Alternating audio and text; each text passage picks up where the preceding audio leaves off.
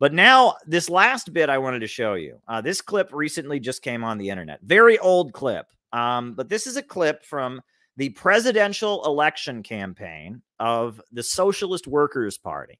1968, they ran Fred Halstead for president, and they interviewed Fred Halstead on PBS. And this is Fred Halstead's interview on PBS. And I want you all to watch this. And as you watch this, ask yourself, would Fred Halstead be allowed in the left today? I mean, Fred Halstead, you look at this guy, right? I mean, let's start watching. Sometimes described as reformist. Is that a fair appellation? Now, we're revolutionary and we're Marxist. We don't, we do operate in day-to-day activities. Like, we try to end the war in Vietnam, and we believe in supporting the struggle of black power, and we support strikes for higher wages and things like that. Some people call those reforms, but we don't see any contradiction in that and building a revolutionary movement which can challenge the power of the capitalist class and the two major parties and change it. Now, Fred Halstead, right? So this guy, he was the socialist presidential candidate for the Socialist Workers' Party, 1968, right? You know, I believe he's a tall guy, right? He's 350-pound ex-garment cutter, and he was at one point a bouncer in a country western saloon, right? So Fred Halstead was a garment cutter and a bouncer at a country western saloon. He's a dad. I believe he's of Norwegian or like Northern European, Denmark, Finnish heritage, right? He's from like Minnesota, someplace like that. Big fella who used to be a bouncer at a country western saloon and a garment cutter. And he is the socialist presidential candidate. And he's explaining how, you know, he supports strikes for higher wages. He supports the movement to end the Vietnam War. He supports the Black Power movement. This is Fred Halstead, the socialist presidential candidate for the Socialist Workers' Party in 1968. Let's continue, Fred. We think that the two go hand in hand. How do you view the reforms of the system under the New Deal, the Fair Deal, the Great Society, and so forth? Do you welcome those or regard them as subterfuges? Or? Well, those are things like the 8-hour day and things like that were things that working people fought for, and they won them. And sure, we're for that. But they weren't given to the people by capitalists or by somebody who was trying to patch up the system. They were fought for. And for example, we can end the war in Vietnam right now if the people get out in the streets and fight for that end. And in the course of doing that, we'll build an independent movement in the country which is outside of and opposed to the parties which are controlled by big business, in whose interest this war is being fought.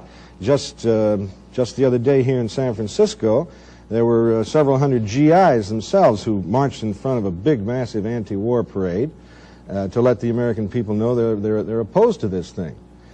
Yeah, Fred Halstead, right? He's a dad. He worked at a country western saloon as a garment cutter. He wants to support strikes of higher wages, and he's organizing a rally of veterans to demand an end to the war. About now, a rally of GIs and veterans to demand an end to the war. This guy's great. This guy's great. Why don't we have socialists like this today?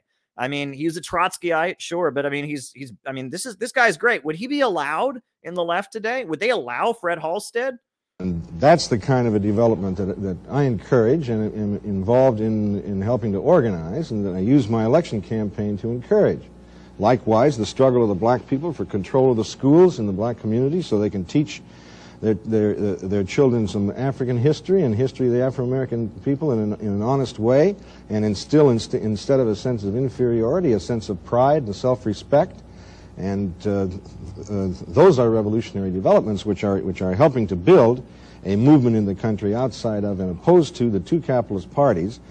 Yeah, so he's supporting the right of the black community to maintain control over their schools and have a black nationalist curriculum. That's very radical, right? He's basically saying that the schools in the black neighborhoods shouldn't be run by the U.S. government. They should be run by the Nation of Islam. They should be run by the Black Panthers. Like, that's a pretty radical demand.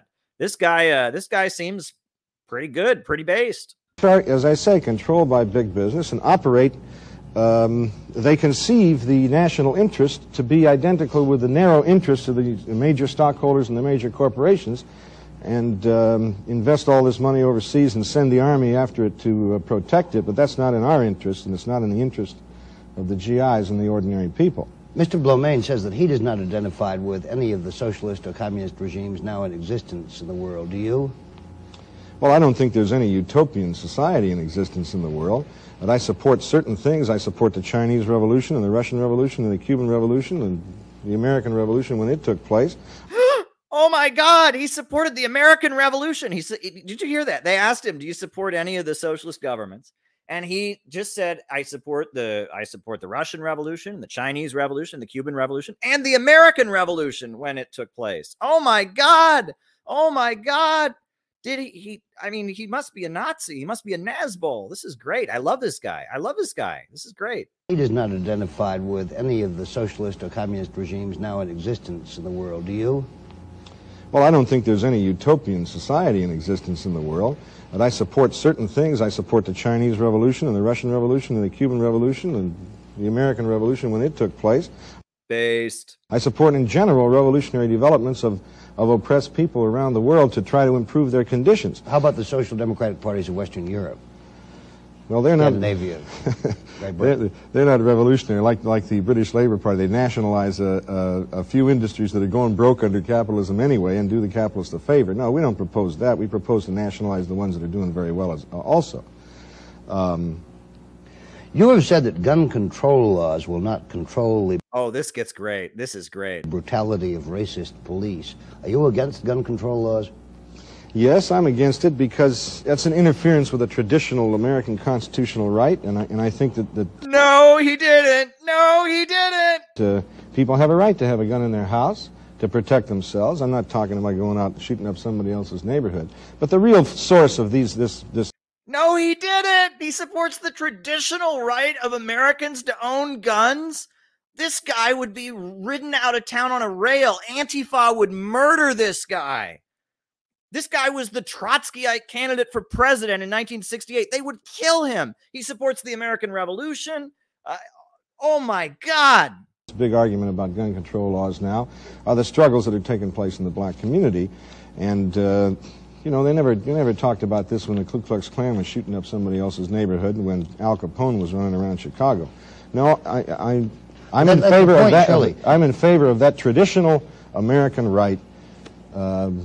And I don't want to see any of those individual rights taken away from people. But he's in favor of that traditional American right to bear arms. Holy shit. If you have a situation in which left-wing militant black groups are able to hold arms for self-defense, aren't you going to have to grant the same right to the Minutemen? They've had the right for you. The white people have been armed in this country for a long time. Nothing new about that.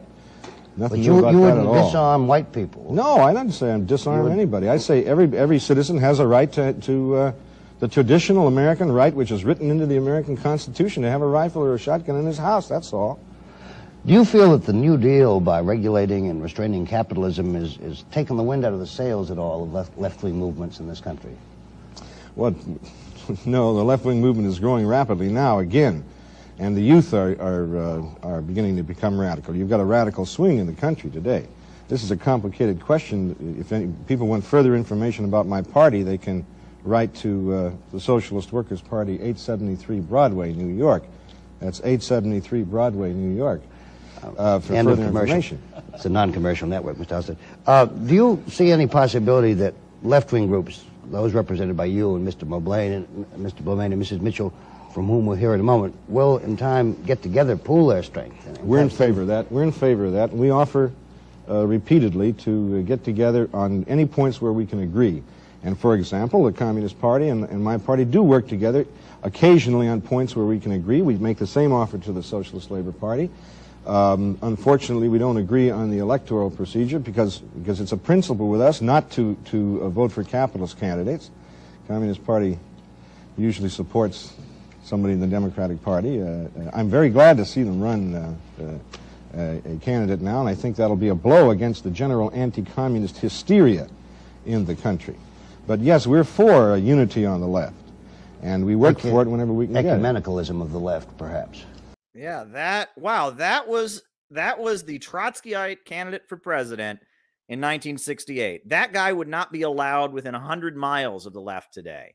just looking at him, right? He's a big fat white guy. He's a 350-pound white guy. They would ban him just for that, right? And then on top of the fact he supports the right of people to own guns, and he supports unions, and he supports the American Revolution, and he doesn't have a nose ring, and they would hate this guy.